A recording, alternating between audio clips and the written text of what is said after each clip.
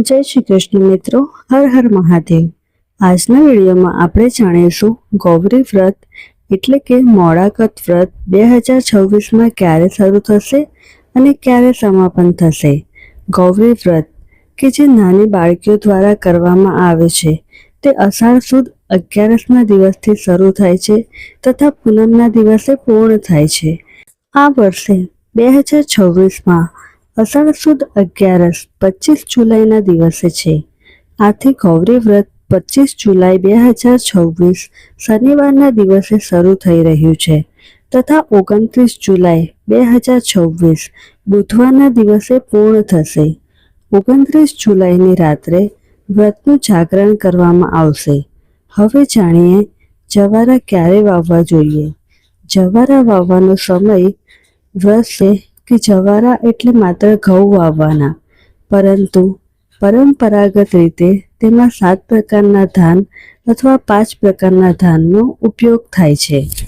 આ ધાનમાં ઘઉં, જવ, તલ, મગ, ચોખા, જુવાર, ચણા લઈ શકાય।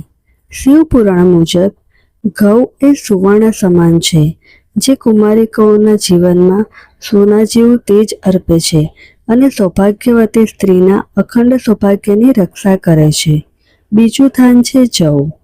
જવ એ દેવગૃહ બૃહસ્પતિ એટલે કે ગુરુ ગ્રહનું પ્રતીક છે। પ્રાચીન કાળથી જ યજ્ઞ અને હવનમાં જવનો ઉપયોગ સર્વોપરી રહ્યો છે। જવ એ ઘરમાં આર્થિક સમૃદ્ધિ, સંતોષ અને આધ્યાત્મિક જ્ઞાન ખેંચી લાવે છે। ત્રીજું ધાન છે તલ। કાળા અથવા સફેદ તલ એ શનિ અને રાહુ કેતુના દોષોને શાંત કરવા માટે શ્રેષ્ઠ મનાય છે।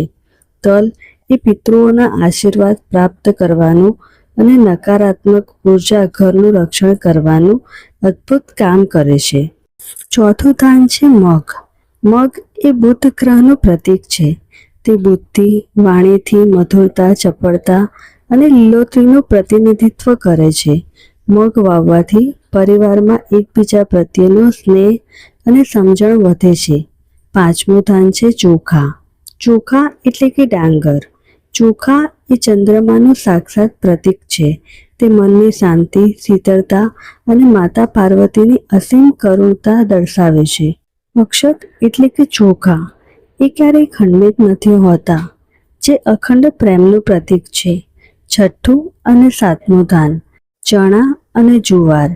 આ ધાન મંગળ અને શુક્ર ગ્રહના પ્રતીક છે, જે જીવનમાં શારીરિક બળ, પ્રેમ અને દાંપત્ય જીવનનું સુખ અર્પે છે। એવું માનવામાં આવે છે કે જે દિવસે ઘરમાં જવારા વાવવામાં આવે તે દિવસથી ઘરમાં કોઈએ ક્રોધ કે કલેશ ન કરવો જોઈએ, કારણ કે જવારા એ અત્યંત સંવેદનશીલ હોય છે। તે ઘરના વાતાવરણની નકારાત્મકતા કે હકારાત્મકતા તરત જ શોષી લે છે। જો ઘરમાં શાંતિ અને પવિત્રતા હોય તો જવારા ખૂબ જ સમૃદ્ધ થાય છે, પણ જો ઘરમાં કંકા કલેશ હોય તો જવારા પીળા પડી જાય છે, વળી બળી જાય છે। આ કોઈ જાદુ કે ચમત્કાર નથી, વનસ્પતિ વિજ્ઞાન અને માનવ સંવેદનાનો અદ્ભુત સંગમ છે। તો મિત્રો, આપ સૌને ગૌરી વ્રતની શુભેચ્છાઓ। અમારો વિડીયો જોવા બદલ આપનો ખૂબ ખૂબ આભાર। જો વિડીયો પસંદ આવે તો વિડીયોને લાઈક કરો, શેર કરો અને અમારી યુટ્યુબ ચેનલને સબસ્ક્રાઈબ કરો। જય શ્રી કૃષ્ણ।